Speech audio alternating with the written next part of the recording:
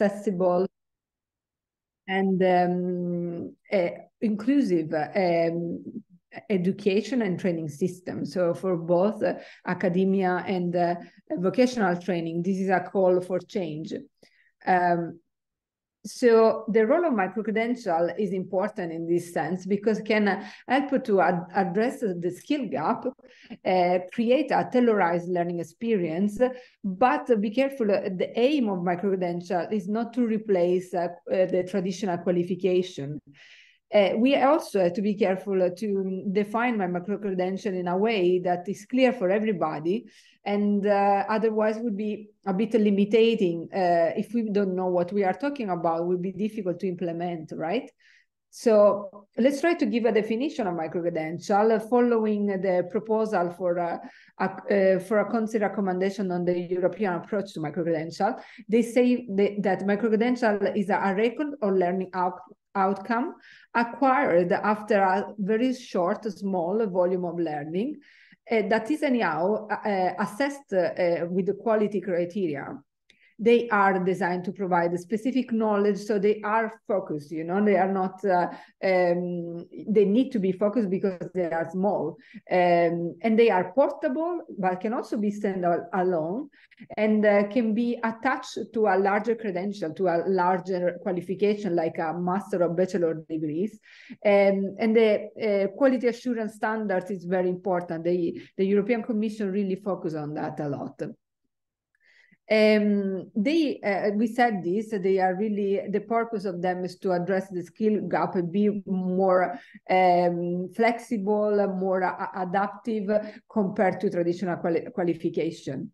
The characteristic is that is a offer that is flexible, accessible, that look at the diverse range of learners, not only for their background, but also their need, and they are really connected with the labor market needs. And indeed, for being connected to the labor market, they need to be designed together with the various stakeholders. With the adaptation of this country recommendation on the European approach to microcredential, the amount of providers of microcredential has been enlarged. They are not only higher education institutions, but we can find vocational training or other non-formal education provider. And the setting that we see are diverse as well. They can be in a formal setting, like in higher education institution, non-formal, informal, can be online, blended. So when we speak of digital credentials, though, at the EADTU, we always tend to refer to offering that is produced by higher education institution, and therefore they are online because we represent the sector of distance education. This European approach should be adopted by the member states. They are invited to embrace this approach by this year, enabling the individual to acquire relevant skill for the labor market, enhancing the quality, transparency, accessibility, and flexibility, and inclusive and equal opportunities for everybody indeed. By doing so, by adapting microcredential, each higher education institution or any other provider will help to, in principle, target 60% of adults involved in lifelong learning and training every year, which has been set out by the European Pillar of Social Rights Action Plan. And if you need references, I will give it to you. In all this context, it is focused the MCE project. We started in April 2022, so it's 1 year and a half that we are on. And the organization that are involved are the following. As you see, there is Kunas University, EDTU is a coordinator, and we have in total 10 higher education institutions involved. They are almost everybody in online education, except KU Leuven, that is a traditional campus university with a huge experience, though, in online setting. The objective of our project are to investigate the learner perspective for a learner-centered design of microcredential microcredential, support higher education institutions to develop a strategy for developing this modular education, and do also a lot of test pilots for identify the best format for microcredential for each institution. And the evidence that we'll collect will be the base for designing policy, not only at institutional national level, but we hope also European. We'll focus now on the results that we have collected so far, looking at the learner perspective and the institutional development. We start with the learner perspective that is being investigated by everybody, but the work package leader was the University of Catalonia, and was done a literature review and a focus group. The literature review was concluded in 2022, and was focused on the year 2018-22 with 48 papers selected. Was followed the PRISM approach, so it was a systematic literature review. And what came up from this literature review was that the driver, the motivation for following microcredential are the following you see here. People follow this kind of offering because they are just-in-time needs for enhancing employability, but also for their curiosity. And they prefer online asynchronous short learning experience. We've done also a focus group in the last year. We had the 26th focus group session involving all the 10 higher education institutions involved in the MCE. And was used a mixed method. So all the people involved, 129, did an online questionnaire, but 115 took also were involved in these focus groups that were conducted in different languages in different countries, but the data I'm presenting here are being analyzed together. And they came up that the learner preferences towards microcredential are the following. First of all, they don't use the term microcredential. They don't know the term microcredential, because you have to consider that in an online institution, it is privilege of the institution as well of learners to study in their national language. So the term microcredential might make sense in English, but maybe in Lithuanian you use a completely different term. So that's why it was known.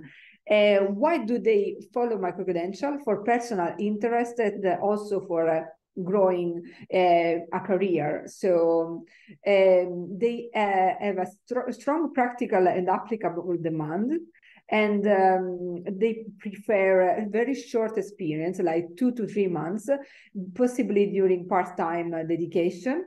And the official credentials are commonly more valuable. So they prefer to have a credential, a certificate that is official, because that will help them to spend a credential somewhere else. By looking at the data, it's possible to profile 3 different kind of indeed the profiles. So there is the one that can be considered a senior router, a profile that want to upscale. These kind of people are really interested in a career advancement. They want a very short microcredential, and it has to be very practical. And for them, the certification is a must. Then there are people that are in rescaling. They are more curious. They just want to know more. There is not this big necessity of having a certification. And online setting is also preferred. And then there is a career starter, that is somebody that is indeed starting the job. They are indeed valuing microcredential to have a better curriculum and to be more attractive to the labor market, and they really want the proof of learning, right? Based on all this data, we have gathered recommendation involving also vice director people working in the designing of institutional institutional policy for microcredential. And here I present to you what we can deduce. So in principle, if the term microcredential is not known in your institution, probably will be smart to invest in a marketing campaign that raise awareness about this offering for everybody, not only the learners, but also for the other stakeholders. It's important that microcredentials are designed in a flexible way, allowing learners to choose the different pathways because the needs are really different. The quality assurance is important. I will go in detail later on. It is a various way of assure this quality. So it's important to come up with a system. It is important to look at not only the different setting, the different models of learning, but also the different needs that students have because of their age, the learning model, sector, discipline. So inclusivity is a must. It is important to design this microcredential together with other stakeholders, like, for instance, employers, and involve a student in this.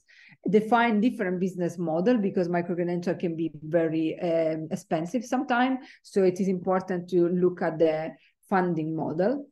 And I said about the involvement of the students.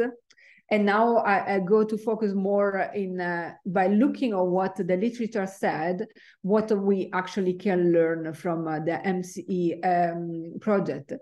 So we have seen that, for instance, the providers of microcredential can be not only higher education institution, but also vocational training. And this has created a lot of confusion within the academic sector because ECTS are becoming an option. And so that is problematic for higher education institution because if we don't talk using the Bologna tool, then it's difficult to find a common language and then recognize the microcredential when we want to.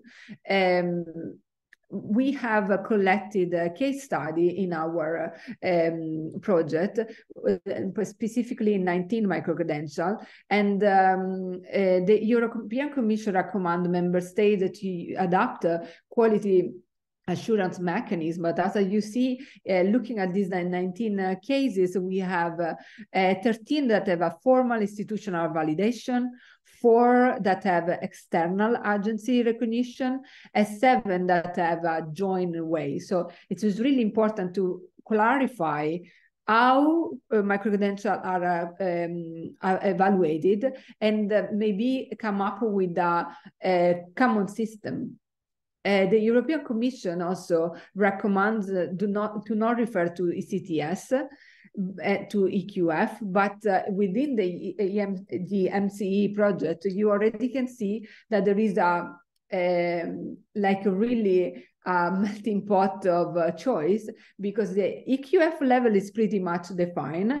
We go from 6 to 7 as a range, but the duration, as you see here, and you can find the resource, I will give it to you at the end of this presentation, shows that goes from really 4 weeks, so a month, to a semester, 26. So it's really a big difference. Also, evidence shows that in the MCE, also the ECTS, the duration varies from 1 to 30, and this causes challenges to speak also within the institutions so that we represent the same language. Imagine if we have to make this microcredential be recognized by external, like employers. The involvement of students and the involvement of other stakeholders is really important. But looking at our data, looking at these 19 microcredentials we collected within the partnership, 8 were independent and standalone.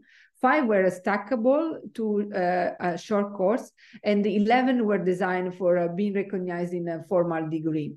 Only a few were designed in collaboration with other stakeholders.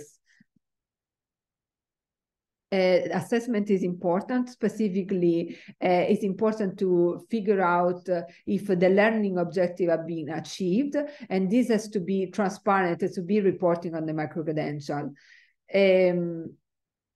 So to wrap it up, what is needed? The European higher education institutions should be encouraged to embed micro-credential into their lifelong learning strategy, aligning micro-credential program with the employability and career development needs, promoting life learning and employability as well. Will be ideal to have a dialogue among the different actors and involve the labor market, but that has to happen. It's not happening at the moment. The Bologna tools, despite not being essential by the European recommendation, seems to be very important in academia because it is the lingua franca, you know, the common language.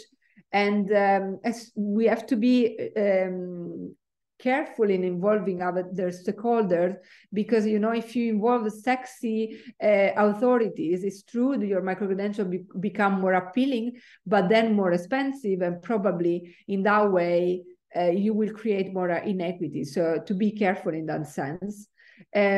Technology will definitely play a role, and this is important also looking at the Kunas University of Technology, and you probably are working already in that sense, you know already that. And by this year, European member states are required to come up with a strategy, and I'm pretty sure you are working towards that. And I hope that the MCE could help you in that sense. This is why we are in this event. But more guidance is needed from the European Commission, because it's true the European recommendation embed everybody, but by being so general, they don't give really guidance. So each member state, specifically each institution on the MCE is trying to play the role of pioneer and come up with something before the rest. So I really hope it was clear, but I don't know if we have time for question. I stopped the sharing because I don't see you, but I am happy to go back on some slide if you need me.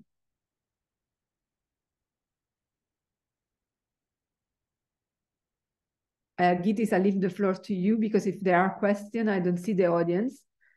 And I see that you are saying they will ask in the chat. I forgot to mute myself, so. Okay, can you hear me?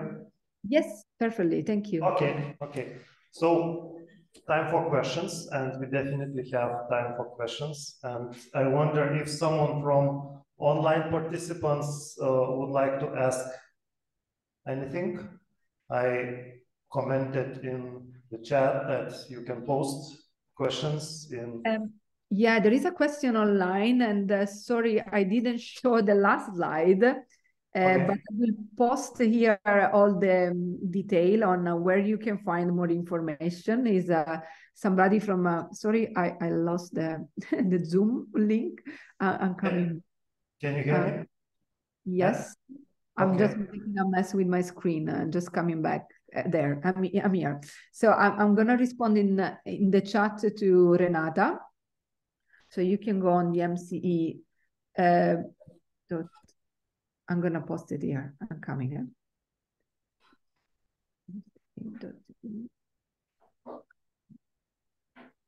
So in the chat, I'm putting our page of the project, that is mce.eedu.eu.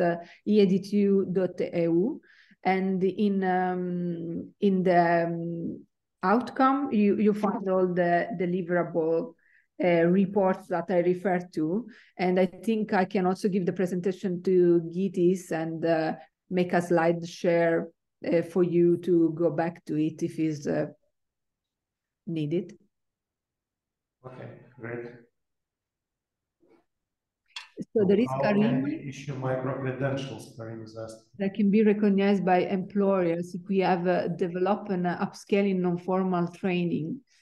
That is a very nice question, Karim. So I see that other people from the MC are also here online. I'm happy to see that. So the key, I mean, I represent the sector of micro-credential, but I'm pretty sure that institutions are more experienced than me. So on a technical way, it's possible to design a micro-credential with the employers, but they need to be involved in the design, or at least needs to be done market analysis to figure out what employers are requiring right now. It is also true that higher education institution and employers, no, the labor market world, speak a completely different language. And this is why it is recommended really from the commission also to involve them from the beginning to figure out what is needed. And, you know, higher education institutions are the expert of the content. And then it would be easy then, if you know what they want, to design something that is useful. I don't know if I have answered, but it's difficult because institutions work in a way that is different from the labor market work. So yeah, it would be difficult to make these two words speak together. So just to reiterate, how do you think, what are the main challenge for higher education institutions in implementing micro-credentials in their activities? If I would be myself, I would first define in the institution what micro-credentials are for you. Like, because you have seen it in the MCE project, we have a various amount of ECTS, so the duration is a huge difference, and the level. So you also can decide at your institution what is smart to do, to invest more on a bachelor level, master level, what EQF level you want to investigate. So this is all part of the definition. No? So you say, I consider micro-credential the one that have 3 ECTS, EQF level 7, 6, 5, what you prefer, or you consider different kind of level as well as possible. It's not that you need to focus on one. So once you know the definition, and then you involve the other actors to figure out, okay, we have this recipe, let's say, you know, what are the ingredients, you know, so what the learners need, what will work for the labor market. But saying like that, I think I am make it is very, very easy. It's easy to say, but in doing is difficult. So I think we could also go in the other way around and see what is being complicated at KTU, no, like at your institution, and see how others are doing, and maybe can be of help.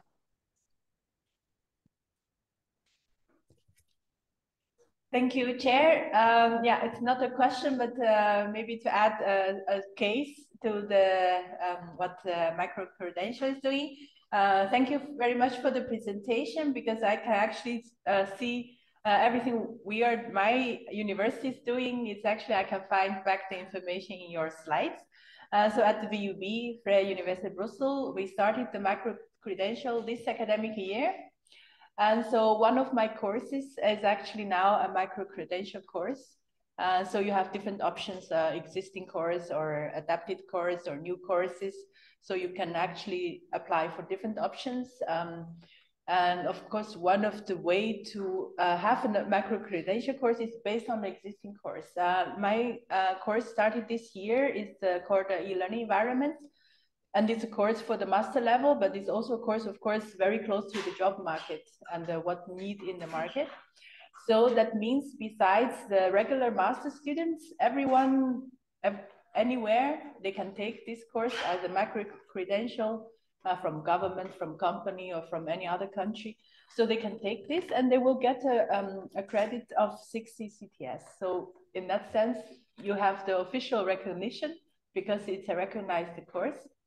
And then, yeah, I would just like to add this as an example. It's a micro-credential based on a course already with an existing ACTS. So that makes the recognition, of course, much easier. If it's a new course, then you have more challenges. You have to go through the recognition process. Yeah, that's indeed really helpful because when you design a micro-credential, you could start from scratch, but also redesign something that you already have would be helpful, and define the business model that you want to follow. So do you want to make it available at the beginning to make people aware of it, and then make them pay a few amount, a big amount? It is good to invest on your student will pay that amount of money, but external can access and pay a different amount, really practical business choices. That's also important. Yeah, okay, thank you. Thank you. And from my side, I always see the main obstacle is the motivation to change your organizational structures, to adapt to technologies, to do. So do you think that today we already have enough motivation? We see an added value for implementing micro-credentials that we could already say that, okay, it's already running, the ball is already running, and we will reach this break even where every institution will feel that they need to implement this, and that's inevitable. Well, at EADTU, we started to speak of a micro-credential without calling them like that already more than 5 years ago. And if I look back, and now it is really a buzzword, everybody's speaking of micro-credential. There is being a big advancement in the European side with this approval of the European recommendation for micro-credential employability. So a kind of now is the moment in which the European Commission, of course, doesn't oblige anyone, but formally invite to adopt the recommendation is a big step. And I would say this is the moment, and definitely technology can help speed up a lot the design, the understanding. I mean, if you look now at the advancement of generative AI, it's really possible to design a course in 10 seconds. You just prompt in the right model, in the right way, and you have it out. So I would say, speaking of the context, the different variables available at the moment, I would see as a right moment. But I know that the change within higher education institution is a long step, is a long process. So we, as a MCE project and the EADTU, try to help the institution to find a way to speed up as much as possible in their own context, but it is really dependent on also the involvement of the government. There are funding, are they not? Are they willing to change? If I'm sorry to be so practical, but if there are money, that helps a lot. And then we see also in our consortium that when the ministry is involved and there is a budget available, of course, is completely different than not having, right? So it depends also on the, I don't want to offend anybody, but on the intelligence investment that country is doing. So is education something that they are investing on? Then it would be easy to change. Already the way you talk is different. And I'm thinking about my two countries, the Netherlands, where I live, where there is a lot of funding and they are going super fast in the development of micro-credential, and Italy, that is my own country, the speed is completely different because the funding are different. So the choices are different. So Yeah, I don't know if I have an answer. Sorry for taking that long, but it was not an easy answer. There is one answer. Yeah. I understand. Okay, so thank you very much, Alessandra. And if you will stay till the end of the session, we may have some discussions and interventions on the way. Completely clear. Okay, and then with the question we finished, now we are starting the next presentation from KTU with ALTA'23, and the presentation micromodules, trendy or inevitable. So let's have some short preparation for that.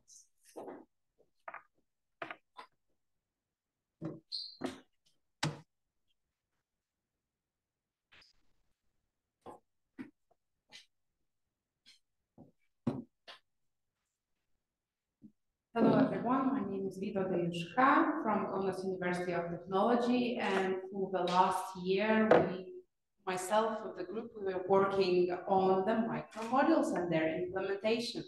So thank you, Alessandra, for your amazing presentation. I do feel we will have a lot of things in common. Almost, if it was no need for me to go through the presentation, but hey, let's dive deep and see what happens.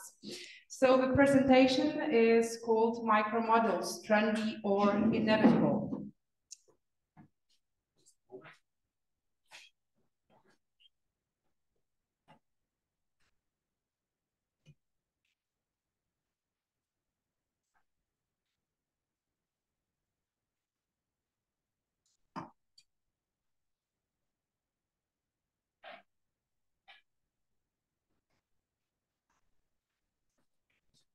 Thank you.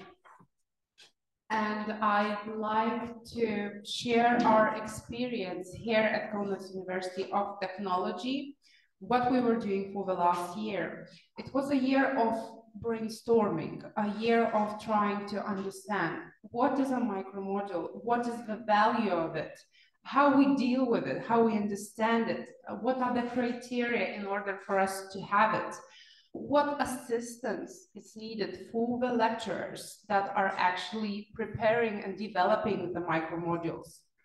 So after Alessandra's presentation, I believe we might as well just answer the question straight away, but let's see, maybe we'll open up for more ideas. I see there's a lot of people here, and I want to make this speech a little bit more interactive, starting with a question. Have any of you already studied in a micromodule? Field of hands, thank you. Have you ever had the opportunity to create one? I think we already had one answer just from Alessandra's one, thank you. Now, let's simplify the question, shall we? Have you ever studied in a distance learning course? More hands, thank you. You know, even if in the last couple of years, maybe 10 years ago or so, we did not have that experience, starting from 1994, when the first e-learning platform was introduced. Now, going back to 2018 and 19, we had the COVID. We were forced, most of us, the society, students, the lecturers themselves, we were forced to find a new way of learning, and it was through online and digital learning. Now, when we talk further,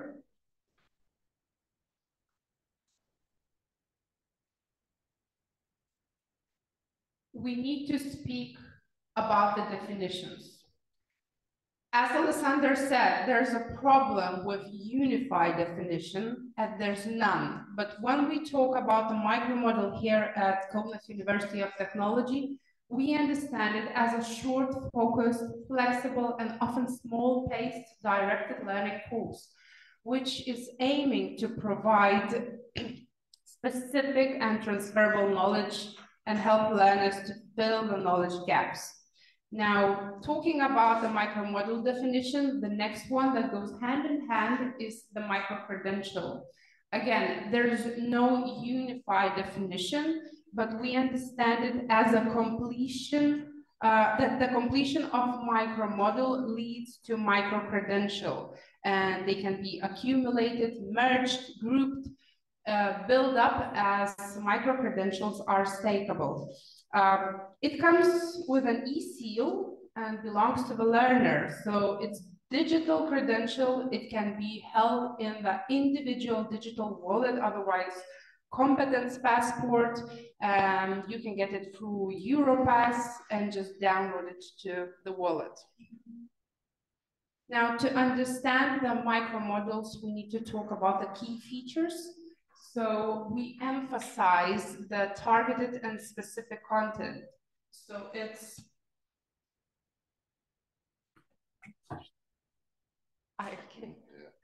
we understand it as a targeted and specific content. So it's purified content. The next one goes as diversity of competences and skills that are being provided by learning via micromodule. So while developing micromodels here at university, we put great amount of effort to filter what competences and skills are needed for today's learner. Then content on demand. So in this rapidly changing world of new challenges, we need to find new opportunities to provide that quality content that fits current, today's, and tomorrow's demand. As well, we talk about the short duration and clear workload. So when we have a micromodel, we're talking about 2 to 4 weeks length course. So it's something different than we have now at the university. And we're talking about really clearly identified students' workload. Since it is connected with ECTS, it's really easy to measure the amount of time student needs in order to acquire certain competencies or skills. As well, we're talking about flexibility, and we're talking about every aspect of it. Micromodule allows us to build a course in any discipline, any competence, any skill. And as well, it allows us to integrate it into our current studies, launch new ones, offer them to businesses, societies, you name it. Everybody can do a micromodule, especially it's important for people that want to retrain, reskill, upskill, and etc. So flexibility is one of the biggest features, the most valuable features of micromodules. Then possibility to accumulate, it mostly counts for micro-credentials, as mentioned earlier, very stackable. Therefore, you can actually start with the basic knowledge and then dive deeper into a professional expert level. Now, society orientation. So as mentioned before, micromodels are answer to what currently is needed in society, and of course, affordability to the learner. So it's an attractive way of studying due to the short duration of it. It's much more affordable. And there's no end to this list. We can go further and further along, but these are the most important features that we understand it. Now, while preparing for this speech, we used Google Trends and wanted to see what the world is searching for. So we did check 2 words, it's e-learning and micro-credentials. As you can see from the graph, it's pretty straightforward, and then 2019 hits, and there's where the sky is rocketing, where people started searching for e-learning and micro-credentials. With the world being on a lockdown, people understood they need to find a new way to know things, to learn things. So this is important that we as an education institution are there and supply meets the demand. Now, what's also interesting is what people were searching when we're talking about upskilling and reskilling. The same way as in the previous slide, the peak starts from around 2019. So again, we're still there, and this is an ongoing need. When we want to emphasize why there's an ongoing need and why people are searching for different ways of learning, the answer is simple. We see a big change in learning habits. We see that there are differences between formal education and training outcomes. We understand the impact of COVID pandemic. Then we see the changes in the lifestyle, especially in work processes in the context of digital and green transformation. Of course, we have the aging society. We have changes in the way how work is being organized. And then the inclusion of more vulnerable groups. People with disadvantages are being involved more and more into the learning process. Now, besides the rapidly changing world, already 1.5 years ago, Council of European Union adopted this recommendation on the European approach of micro-credentials for lifelong learning. It's important to understand that already some steps are being done through various levels, as said as well in the previous speech. So it might help us answer the question to this presentation. Now, what trends can be found in media portals?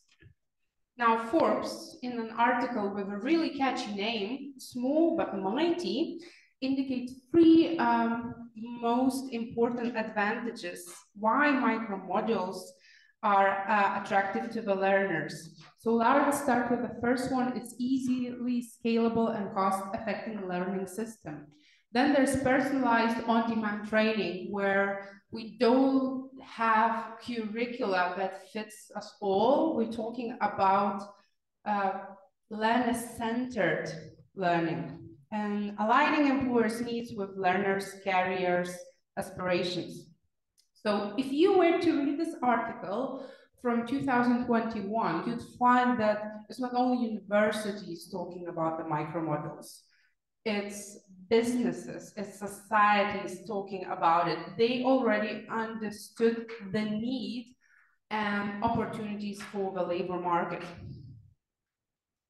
Now, the value of micro-credentials as such can be analyzed through a lot of different perspectives, but we chose 4 that we feel are the most important. First of all, the learner. As we said, it's a personalized learning experience. It's completely targeted, it's short, but is going directly into what is needed. Then we're talking about the lecturer who is creating this learning opportunity, as well professional development, recognition, testing new methods, and actually extra income here. Now, for the university, we have the reputation and we have the trust from society. So the most important bit is supply meeting the demand. And for the society as a whole, talking about the communities, organizations, businesses, so it increases the resilience to change, develops technologies, the opportunities are being developed as well. The list here never ends, and every day we can add more and more value why micro-credentials are important. Now, slowly I'm approaching to answer the main questions. Are micromodules trendy or inevitable? And most probably there could be no one answer. Both fit it in, but it's inevitable for Kaunas University of Technology. So we are already preparing micromodels, not pilot projects, but micromodels for the next year's autumn semester. We were working on it for the last year, and some things from our experience, what we found that is important. It's a big emphasis on competences and skill selection. We're talking here that we checked the World Economic Forum, the job market report, the ESCO skills and competencies, and we filtered the ones that are mostly desired for the future. We're talking as well about interactive didactics that help us use the tools on the newly gained digital skills. Then we're talking about the workload. And when we speak about the workload, we understand it as here and now. So if I want to acquire a new skill, I want it today or tomorrow, but it needs to be really fast. It can no longer be in 2, 4 or more years. So that's why it's necessary. So when we're creating a micro model, to filter the content and choose only the one that is most important, as well choose the tools that we're going to use to deliver this information. As well, the readings, what are the most valuable readings? And then taking all these things into account, we need to calculate how much time learner will need to digest the information properly, to complete the tasks assigned. Now, a fully functioning internal quality assurance system is a must as well. It's crucial when developing the micro models because we need to represent our reputation in society. It takes a lot of time and effort to discuss every perspective, what is needed in order to maintain that trust, to note the possible risks and find the best opportunities.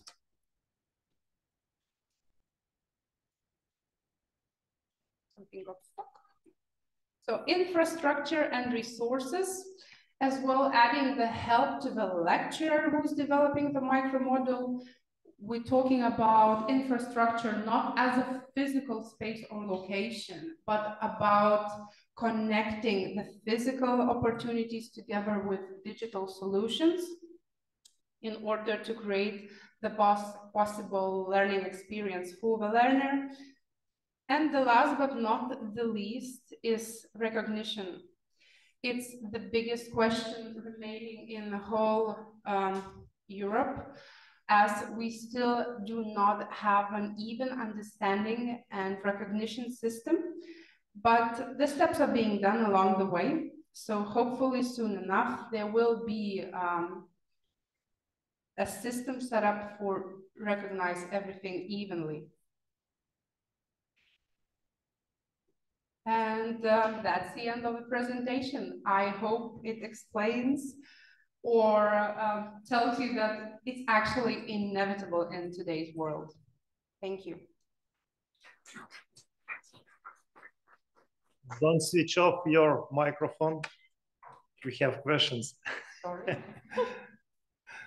I don't know, maybe auditorium online participants have any questions? If not, I ask the same question, but regarding micro modules.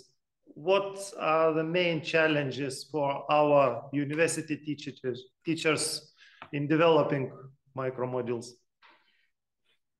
Yet again, answering this question, it's not the motivation that you were referring to in after the previous presentation. It's losing the fear to try. It's lecturers are motivated. They not always have all the strength, internal strength to try, and sometimes we're not matching all the digital opportunities. It's still not united. So we have the competencies, everybody has the competencies. We have some possibilities, but we're still trying to match it in one thing, that a lecturer that comes in and wants to create a micro model has every help he or she needs. So that's what we're working on. Thank you. And if it don't have any new questions, I would like to award you with the certificate of the presenter. So.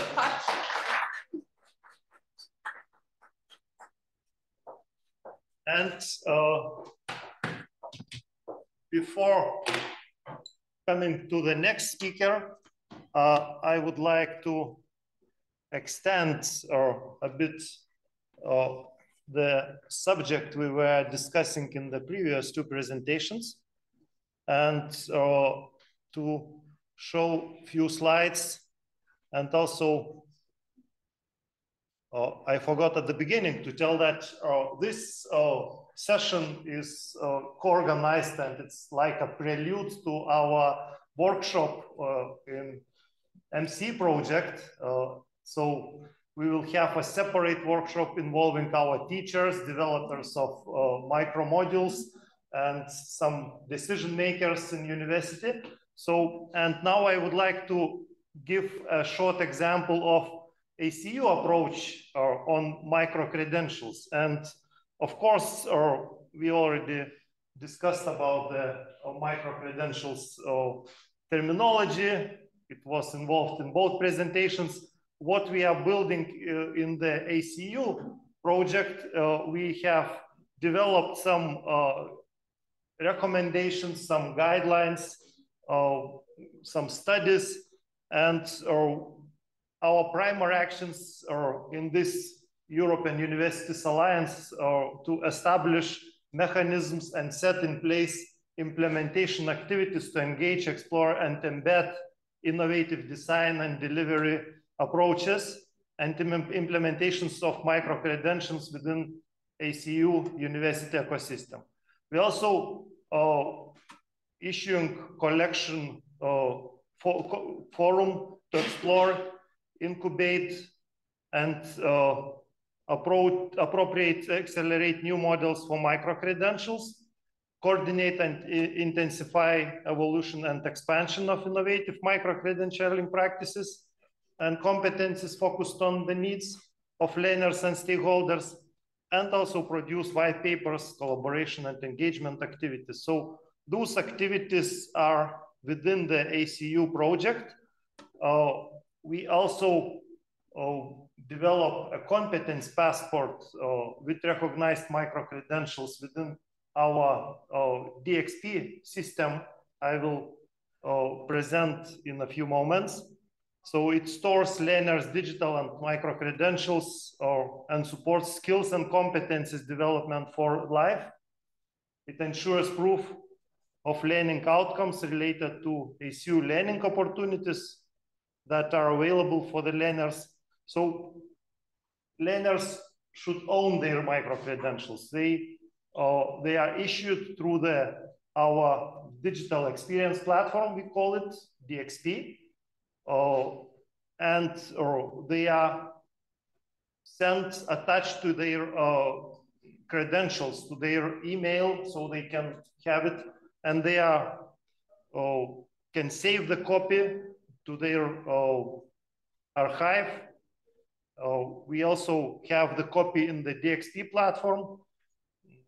They store it in the learner's profile and competence passport, and only URL or icon is shown to the DC is available. So we are implementing them in the Europass format. So the Europass wallet could be used for storing. We issuing these certificates through this Europass mechanism, and ECU as a legal entity is registered in Netherlands, and we have obtained the e-seal for approving those micro credentials. So it's a legal entity and awarding body of the certificates. So responsible for the learners' learning outcomes, assessments, learning activities. And the main topics attached to these micro-credentials and micro-modules, of course, were discussed already: the flexibility, flexibilization, digitalization, and recognition. So with the flexibilization, we have these flexible learning pathways, motivation scan implemented already in the DXP platform, and competence passport. So the view of the DXP platform, when you log into DXP, okay, come to the website dxp.acu.eu, you can sign into the platform and sign up for the learning opportunities. So it's already live and running, the platform.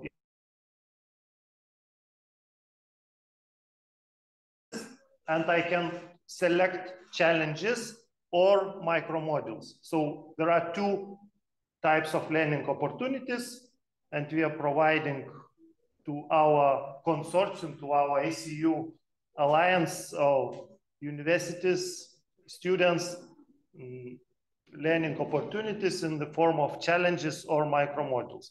So to start, students are asked to recommended to go from the motivation scan. So there is a button. When going to motivation scan, you can like the areas you would like or topics you would like to get involved and are interested in. And then you will be recommended the micro modules, the learning opportunities you can join. So all learning opportunities are related to some competencies. So you can map your competencies. You can see domain competencies, general competencies. So how they are involved. And also you can then get the, after completion of this learning opportunity, you can get this digital micro-credential in the Europass format. So that's basically it. So that's an ACU approach. I would like to invite for the questions if there are any.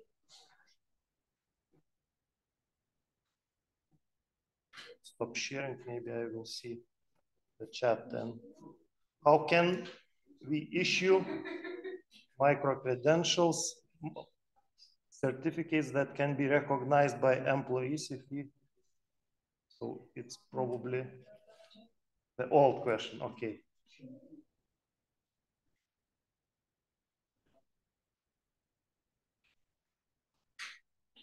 Okay, so if there are no questions, then I would like to invite our last speaker, Simas Stanevičius, and from the Social Innovation Fund and Digital Transformation in Adult Education for Inclusive Online Training. So I see why you are laughing at. No, okay, slides are here. Simas? Can you hear me? Please try to speak. We don't hear you yet. Okay. Oh. What about? Can you hear me? No? Just a moment. Yes, you see Okay. the screen online and you do perfectly online. Okay. Can you hear me though? No? I can. Yes, I can hear you now. Okay, that's great. Hi, everybody. So I am presenting, and this is the Digital Transformation in Adult Education for Inclusive Online Training. So I'll be presenting an Erasmus project. It's called Transform. And just a bit about me. My name is Simas Stanevičius. I work in CIF Social Innovation Fund. I'm more of a helper technician, so I work with European projects. And what is CIF? What is Social Innovation Fund? So Social Innovation Fund is a non-governmental organization that was established in 1994. So we have almost 30 years of experience in adult education. So we have a lot of teachers and educators who work teaching. At the moment, it's usually people who are maybe escaping from war, Ukrainians, other immigrants, people that fall in social risk groups. And this is one of the main activities of a social innovation fund, but we also work with European projects, which is my case. And this case I want to present is the Transform. So what is Erasmus Project Transform? It is a project that aims to develop a learning hub for digital transformation. And it's for adult education organization are provided with the tools to ensure the quality of the digital transformation plans. The online training for improving adult educators, practitioners, digital competencies is based on the European framework for the digital competence of educators. It includes the modules for developing for the digital competences. So some of them be digital resources, teaching and learning, assessment, empowering learners. And in order to organize effective online training for adult educators, practitioners, the project supports adult educators, facilitators, and provides them with the guidelines. Also, the project plans as well to support adult educators, practitioners in integrating the digital technology into the subject-specific online training, which is selected by the project as training on gender equality in the labor market.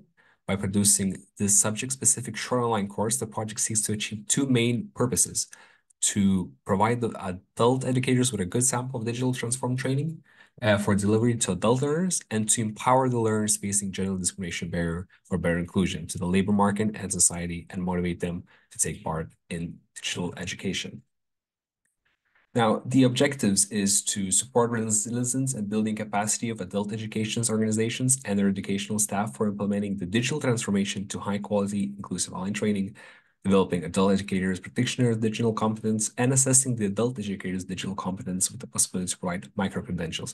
So it's almost a platform, a EU platform for adult educators and facilitators for adult learners to learn more and actually gain these skills for adult learning in digital spaces. Now, in Transform is basically going to be the Transform project. It's going to go into Learning Hub, which is going to be called Digital Transformation. And this is basically a high quality online training. And it's also a representation of learners in online training.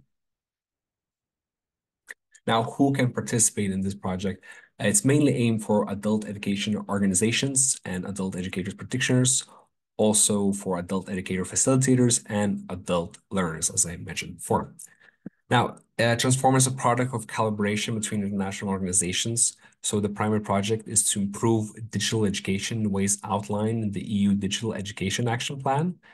And notably, Transform successful strategies are gonna be an example for future adult learning projects. First, it used several methods to achieve its intended goals. The project is still happening, so it started in 2021 and it's going to end in 2024. And for instance, it used lesson plans to organize the learning processes, used digital tools and open learning resources, supported learners differently, and licensed and copyrighted its materials. Now, if we move forward, what are the benefits? So the benefits or a learning hub, e-toolkit, open online courses, assessment tool, e-guide, and short online courses. So more about them, just going to continue. The outcomes, as I was mentioning before, and we can, sorry, I'll go back. So the e-toolkit, it's going to be basically introduction to digital transformation for high quality online training, strategic recommendations to develop the digital transformation plans without the adult education organizations. It's going to be a methodology to measure the quality of developed online training course, and of course, monitoring methodology to measure the effectiveness of providing the online training course. Also, the assessment tool with micro-credential, probably the most important one. It's going to have these competence and skills matrix for adult educators, multi-choice assessment test based on competence and skills matrix. So micro-credentials are a novel, but it is a fast developing type of credentials in Europe, as we saw in the previous presentations. And in response to that, fast changing competence and skills are needed in the labor market. It as well be contributing to the recognition of non-formal learning outcomes. And this is one of the main things we want to establish in this project, to have this micro-credential, this EU platform for adult learners to not only just gain the skills, but also gain the recognition of these skills. One of the other outcomes would be the developing adult educators' digital competence for digital transformation to high quality inclusive training. So there's going to be a few modules. One will be digital transformation, digital resources, teaching and learning, assessment, empowering learners. Basically, we're going to teach how for adult facilitators to better involve their education to help people and all help themselves, of course, to move into this more digital era of teaching. And one of the last ones would be this one. Sorry. And we're not alone in this. Even though I represent this CIF Social Innovation Fund, we also work with other European partners, Growth Coop, Spain, Athens, Lifelong Learning Institutes from Greece, Vytautas Magnus University, Lithuania, and Motivational Technologies from Latvia. Now, I really zoomed through this one. I was expecting to talk longer, but when you start talking, it is very scary. So thank you. You can learn more about the Transform projects. You can learn about the plays from it from transform.lpf.lt. And if you want to learn more about our organization, CIF Social Innovation Fund, you can enter lpf.lt, where we have different projects that we work on and our main goals. I will stop sharing. If there is any questions, please ask, and I'll try to answer them. Hopefully more better than I presented this presentation.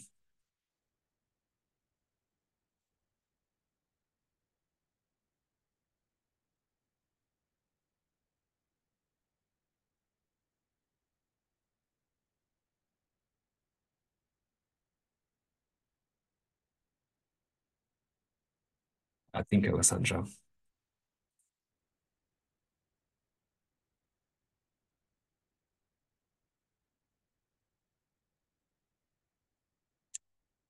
Gidis, if you're talking, I cannot hear you.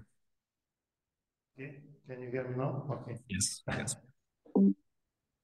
Okay, so I would like to make a short wrap-up of this session and maybe provocate some discussion. So, Alessandra, are you also available?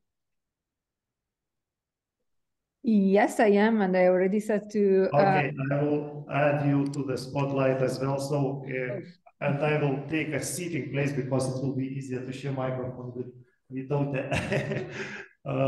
Okay, so all presentations were about micro-credentials, about micro-modules, about implementation.